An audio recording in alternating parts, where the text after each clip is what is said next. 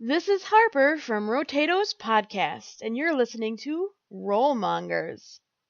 And for radio...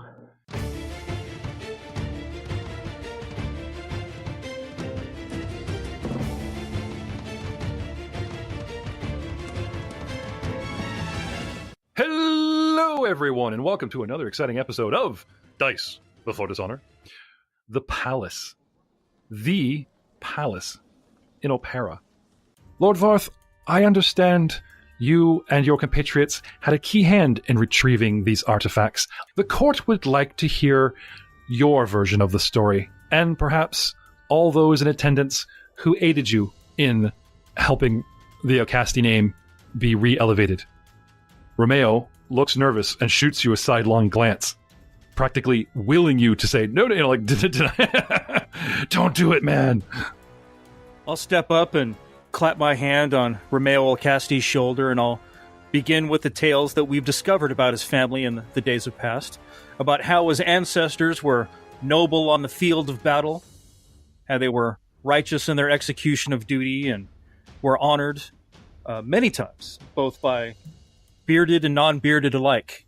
Okay, you are suddenly interrupted by Dominicus Rel himself. Okay. I'm sorry. Did you say on the field of battle?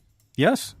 What evidence have you brought forth, besides hearsay of a talking tree and a few rusted implements that can be dug up at the side of the road, that these battles occurred the way you said they did, the way he claims they have? If I may, good sir, Romeo, have we not produced the, what was that thing called? The singing blade, the war blade? Sword? The yodeling blade? Sword of Alcasti. No, you haven't yet. You haven't yet. But we did give it to him. This is your chance. Well, we talked about it, but they haven't, Okay. So you didn't hear the sword talk to them. Yeah. They said they held it up and said what it was, but they didn't. They're like, okay, this is the sword of Haroni Alcasti. Oh, that's nice. And the sword agreed that if called upon, would. And is that sword in the room? Yep. Well played. Well played. And I will point I'll point to the weapon that we retrieved. Okay. My companions and I traveled across oceans of desert to retrieve this ancient blade, wielded by one such hero of times gone by. If you don't believe my words or the history books, perhaps the object there that was given sentience could speak for the family. Okay. Sword? They bring forth the blade. Who draws it? Do it, Frank. Do it, Frank. Do you encourage the princess? Do you encourage the princess to draw it herself? It's a talking sword. Hope your alignment hasn't shifted. Here you go, princess. Do it, Frank. No, you do it, Frank. If they brought it out, and if Romeo doesn't grab for it, I'll draw it out. And present it, handle, and kind of holding it like this. Flat. Yeah, I'll present it flat. Right. And I'll address the weapon as it identified itself. I'm sorry if I forget the name. Soldier's Fortune. Soldier's Fortune. Nice. Bartholomew remembers. Oh, look, it's the talking blade I argued with. My old nemesis, the talking sword. I present to you, your majesty, Soldier's Fortune, the blade of heroes of old, the former blade of General Heronius Alcasti. Tell us your tale, sword. All eyes turn to the sword. Everyone, even the princess sort of leans forward on her seat in anticipation. Does it not speak? There's a long pause. And then the princess says, I'm sorry, unless the sword has some sort of inscription or other way of telling us, I don't... When we found the blade at an ancient temple, it was imbued with the ability to speak, and told us of its tale. Soldier's Fortune, will you not retell those tales now? Suddenly the sword pipes up. Your Majesty! And there's a gasp. Just at that last moment before Varth looks the fool. I'm off. About fucking time, sword. No. What he said. Yep. No, solid. No. Nice. A short while later, after the sword recounts, Eutropia thanks Lord Gildervarth for his testimony and asks Bartholomew Dunneldagen, Winston, formerly of House insert name here, come forward. I step forward into the killing box realm. Yeah. Step forward into the death zone. Killing box. In the straightest line as possible. And just as Fafal was Gildervar's shadow, Winston becomes Bartholomew's. Are you sure? Yes. So as he's called forward, Winston follows Bartholomew up to the head of the crowd, but make sure he stays, a couple steps behind, so as not to presume. Princess Eutropia patiently waits, and then notices your stance and sort of looks down and motions for you forward, as if to say, "Come on." So I trepidatiously step forward and bow very low. He steps forward. Okay. Bartholomew will take one step back just to push Winston further forward. Winston kind of does that, like, oh, my stagger, Okay. Eutropia rolls her eyes, and the crowd sort of titters in laughter. Can I intimidate the crowd? Ooh, Bartholomew glowers. Do my damnedest to intimidate the crowd. Okay. So I get an intimidate of 27. Looking over your right shoulder past Alcasti and Gildervarth, the entire line takes a step back and immediately falls silent. One particular noble, named Theon Cinabri, practically passes out and faints. I smirk just a bit. And after being pushed forward, I'll Princess pointedly clears her throat at you guys. So Sir Winston bows like extra low Okay. and says, To be addressed by one of your stature is an honor I'd never hoped to achieve. How may I serve you, Your Highness? Winston, you currently serve the Cavalier Order of the Paw, do you not? Indeed, my lady. I am sure the halfling settlements are indebted to you already, as you keep a vigilant eye on our borders, along with the Taladian horse and Taladian phalanx. She just paid you a huge compliment, comparing you to their current proud military. and Sir Winston blushes. Okay. I could hardly claim such an honor, my lady, but I do what I can as a halfling. The court calls you forth this day, Winston, to tell us what you do claim. Tell us of your adventures in helping the Alcasti name be reinstated. I would like to hear your personal account of it. So I'll regale her with the tales of our adventures, Okay. and incline them more in favor towards Alcasti. Okay. She listens politely, and as you go along, she interrupts a couple times, asking questions and comments. So if you rode the wolf full speed at the wall, and yet the DM didn't let you jump it, that's odd. And then you finally get to the end of your tale, and she turns to Bartholomew and just kind of raises eyebrows at him like, it's your turn. The family of the Donaldagans fully support the Alcastis. She nods. Tell me, Bartholomew Donaldagan, how does your grandfather fare these days? Yeah, Bartholomew was taken aback at that comment. Is unsure of how to take that manner of question. He approaches it with his best tactic, and which is straight honesty. Grandfather is in fine health. He leads our family and makes our family strong. A very slow nod and understanding, and she keeps a very locked eye contact with you. Would you please regale the court with your personal account of the events that have transpired of late? With my pleasure. And over the course of the next half an hour, I regale, with no lack of embellishment, the stories that Bartholomew and his companions have gone over, ranging from sewer rats to larger sewer rats to trees and deserts and scorpions and dismemberment. No name is forgotten, no story is untold. All are remembered and all are regaled. Inca approaches and stands in an honor position off your flank, as if asking permission to speak. Eutropia turns questioningly, wondering why the guard has interrupted your story, and says, Your Highness, I am sorry to interrupt the proceedings. She nods, and then she sort of motions like permission to approach, like, something official governmental is happening. So, using the excuse that someone needs to, like, whisper to the president, some kind of something important that only the president can kind of know, she strides past you, heads up the stairs, takes a knee, and then leans in and whispers a few moments with the princess. You can't help but notice, instead of just listening quietly, several times the princess's head shoots directly at you, as if Inca is possibly talking about you. Then finally waves her away. Inca stands and sort of moves off to the side of the royal raised dais and faces outward towards the crowd. Please continue, Bartholomew Dagan, as you finish your tale. And it is at this moment that Winston charged the druid of the forest, impaling them upon their loved tree. And so on and so forth. You can skip this bit. They've all listened. Shortly thereafter, I administered a healing potion. Skip a bit, brother. To not incur any fatalities. And they feasted upon the fruits of the orangutans, and skip a bit, brother.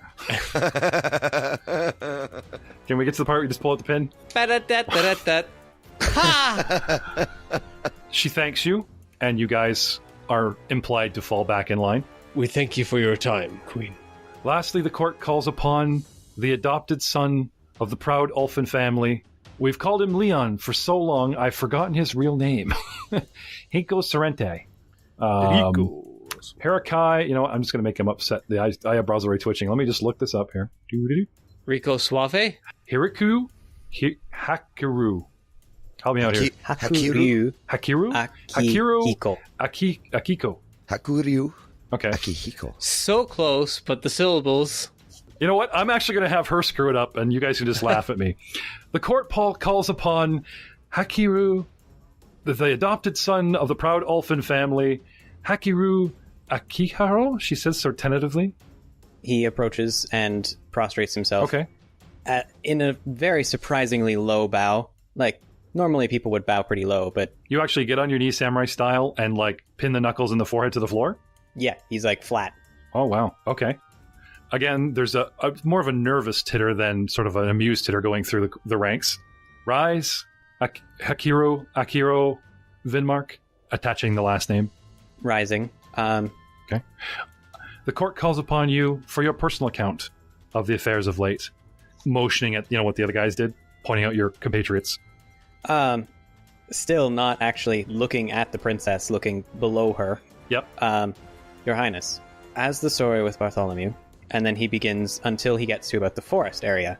Getting to the forest, I add the fact that the druids that were there attacked on the premise that they were bribed, and thus took offense. A gasp and stammer, and what from a Romeo goes through the crowd. Your Majesty, my compatriot has misspoken. Compensation for druids to guide my men into the forest and lead them to one of their sacred blackwood trees. A contribution to the Wildwood Lodge for all the lumber and effort. Upholding the treaty, he says, looking back at the crowd, reminding them of it. I understand that, and I did indeed question them on that very fact. I'm not questioning the fact that they were paid for their services. I'm wondering why they took offense to having such purposes paid for. It is a strange concept, being upset to conduct services that have been previously paid for. I was merely wondering upon whether or not such practice was, whether or not there was more to it. Unfortunately, we did not get the chance to question them on the matter, as they were so incensed that they attacked.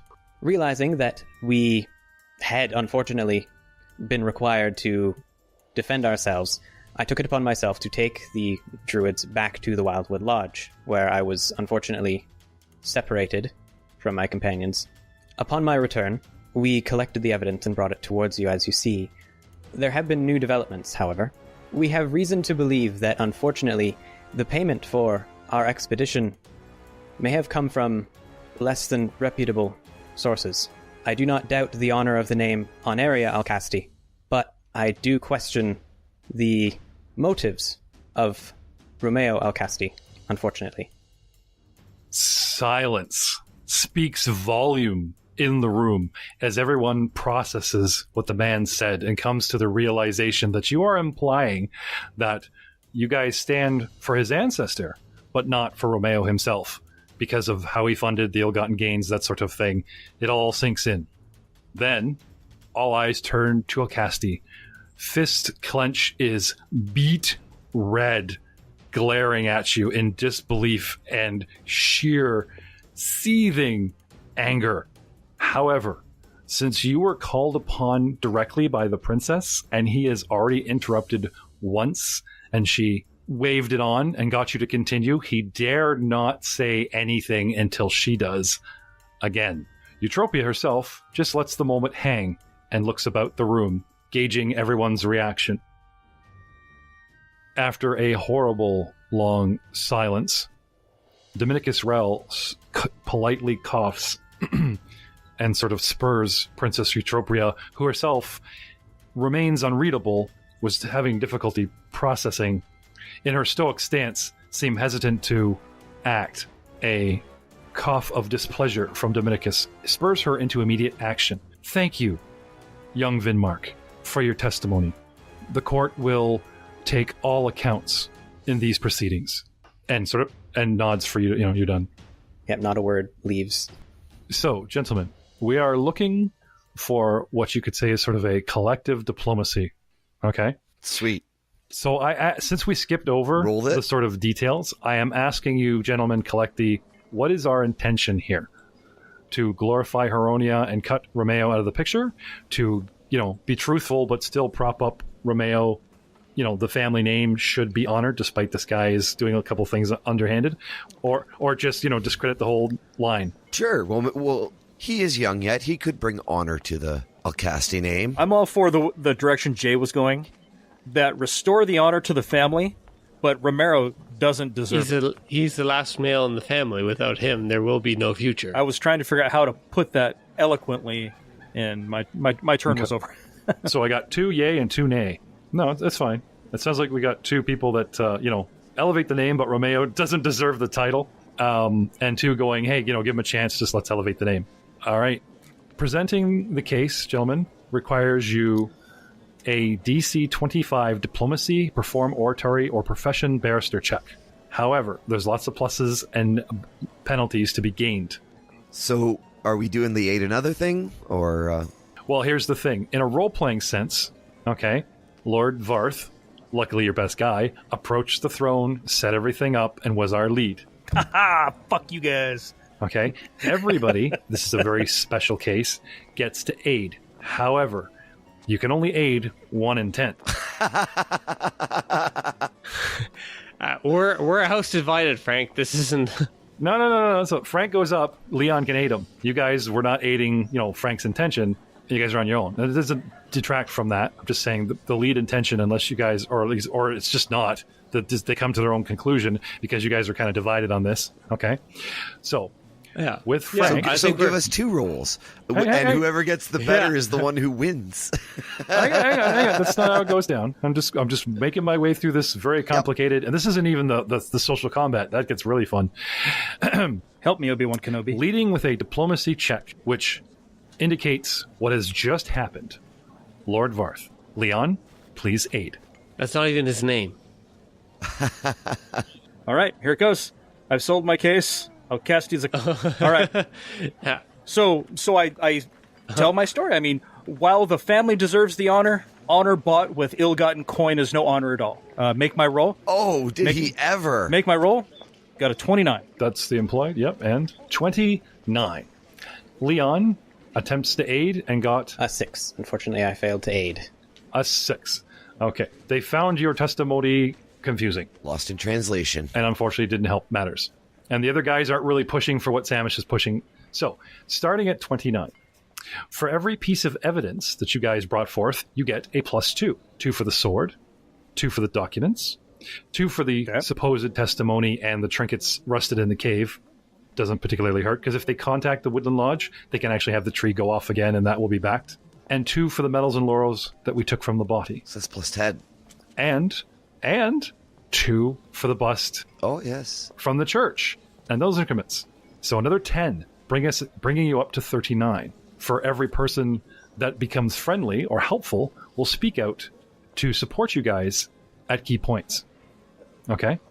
Since Fafal did not track down Lady Marilia and hand over the document before we got into this, she doesn't speak up. Since Dominicus already started in the negatives, and he's a hard fish to fry, I will not reveal how you get him going, he spoke up and interrupted Varth.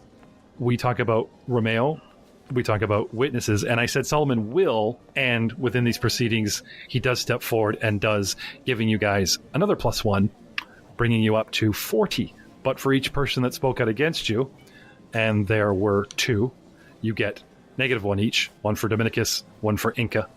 So that brings us back down to 38. So at a solid 38, propping up Ramael and selling this has a DC of 25. Propping up Glorifying Heronia and showing an effort to slight Ramael, which our lead has done, is a DC of 30. Which means, gentlemen, yes! After much deliberation and some smooching and some muttering and wondering and pushing and leaning in from Dominicus, more counseling and nobles wondering, and you guys standing there to the point where you're sweating in your clothes, Princess Eutropia stands and speaks. I believe that Taldor needs its heroes. I believe that these fine gentlemen, risking their lives and their families' reputations in restoring Heronia Alcasti's name, a decorated general from the Elven Tongue War, has elevated the nobility and Taldor itself. Gentlemen, I salute you for your efforts. Lord Varth, Bartholomew Dunaldagan, Winston of the Order of the Paw, and young Vinmark, smiling and everyone kind of titters like, it's kind of, we're not, no one's going to try and say your name again. A bow. You have done this court a great service, and the Alcasti name owes you a debt. Now, as tradition, Winston of the Paw, come forth. I step forward this time with a little bit more confidence. She splays her hands out in front of her, as if asking you to take a knee. And I do. It is known amongst Taldor, snickered, but also admired, depending on whose side of the Eutropia fence you stand on, that the princess is a bit of a swashbuckler, and her rapier is always within arm's reach. Only now do you guys notice that she has sort of taken it from its scabbard next to where she was sitting, and sort of, with grand gesture of one hand giving her felonious speech, brings about her other hand, and the crowd gasps at the sight of a princess holding a sword above a halfling who is bowing. Could this mean? Dropping the tip of her sword first on your left shoulder and then right shoulder, you shall be known, if not by a noble family, if not by those who serve Taldor, at least by this court and the Stavian name, will recognize you, Sir Winston, Order of the Paw, and a Cavalier of Taldor. Rise. Half the room bursts into claps. Half the room gasps and mutters. And Winston is in complete disbelief. She basically took your title that you already had but wasn't technically registered because of your race and handed it back to you, blew off your passport, and now says you're welcome here. But, as cheap as that might sound, the implications of what she's doing with a halfling who is a servant class in front of the entire court, will prove to her supporters that she is willing to take risks and do the things that she says she's going to do to change Taldor, and completely piss off the traditionalists that want things to remain as they are. Sir Winston, I shall call you, the DM shall call you, and Eutropia at least herself shall call you Sir Winston from this day forth. Rise. Stepping up, like in a daze. So Winston stands up and turns and faces the room. Just totally in shock. Yep. Waddles off. Shock. Okay. Bartholomew Dunaldagan of the Dragoon Order, come forth.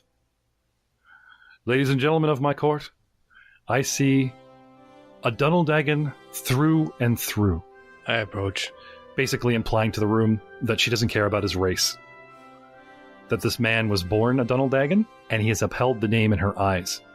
Lord Dunaldagan, you may call yourself, but the court recognizes you this day as Sir Bartholomew Dunaldagan, with sort of a big smile, big sisterly wink, like, let's go one step at a time here. Some hoops have to be drawn through. Order of the Dragoon. Kneel, and it will be so. This time she's actually making you an offer. She just doesn't say kneel and you are a knight. She's saying, there's a gray area between you being a lord and you being actually me knighting you, but you have a choice. Because she's saying, this is what we're going to do. If you want it, cop a squat. I cop a squat. Okay. And the thing, and then Shamil and Shamal, and, let's incorporate it and shake the glass and Salom, and up you get. And you will always have the Duldagan support. I say in not so loud tones. She smiles and nods. I will remember that and call upon it soon, she says, sort of looking at the naysayer haters of the side of the room. Lord Samish Gildervarth. I step forward and please approach. Kneel down. Rise, Lord Varth. The court has a favor to ask of you. Stand by my side. Ooh, of course. Move up and stand by her side. Lord Gildervarth, and she sort of explains the connection to the Stavian name, ending your name with Stavian. As a fellow Stavian, I would ask you to be my witness. Calls forth Romael Alcasti. Lord Varth, do you swear upon the Varth name and the Stavian name that everything that has been spoken in this room to this court, to these good people of Taldor, is true? That no falsehoods have been fabricated, and that upon your honor, under the eyes of Arodin, pointing at Father Basari, oh look, oh yeah, sure, now I'm relevant. I have to be caught. Oh, sure, now I'm relevant, ya bitch. Yeah!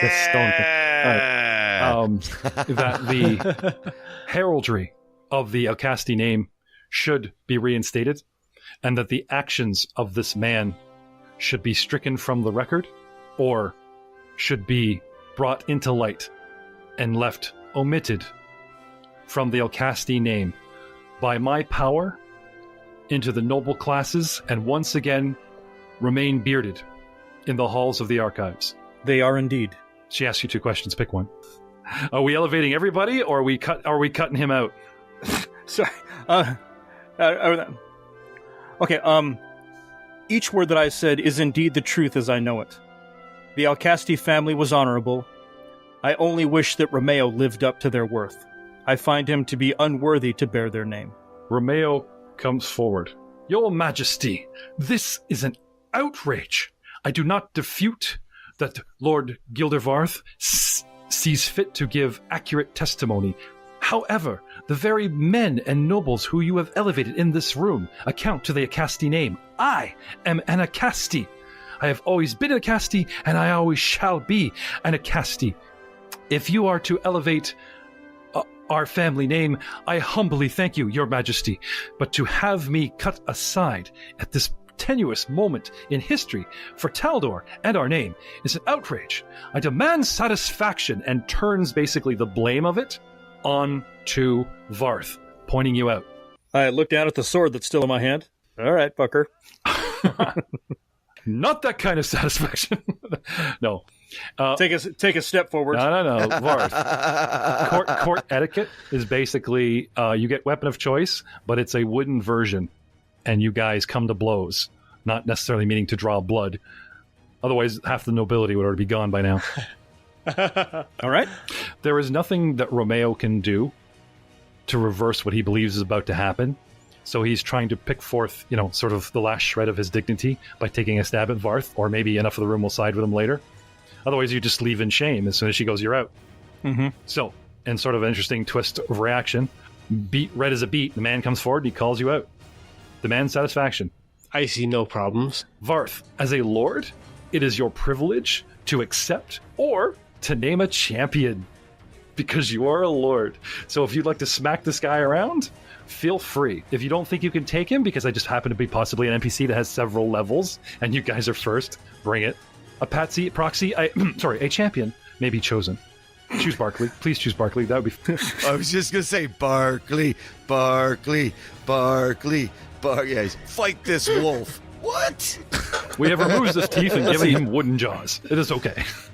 We have put wooden clogs on his claws. You'll be fine. Just beats the crap out of him. I don't know, kind of, measuring up the situation, is it appropriate that, for my station to honor that request? Oh, hell yeah, man. Have at him. He's... All right. He is not some plebe at this point that you shouldn't waste your time on.